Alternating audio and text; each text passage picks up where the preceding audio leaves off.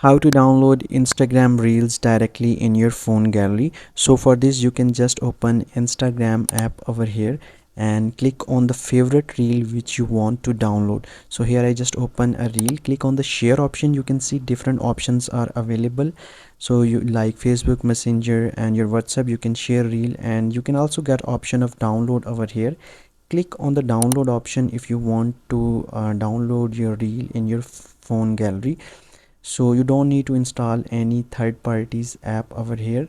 By using this download option you can easily download Instagram Reels in your phone gallery. So I just click on the download option and the reel is just downloaded over here.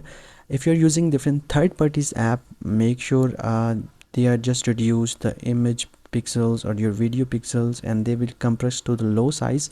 But using this download option, the video size will remain same, so you can easily download from here. I just open this video and you can see the video is totally on original size. So I hope you enjoyed this tutorial. Make sure to like, comments and subscribe my channel.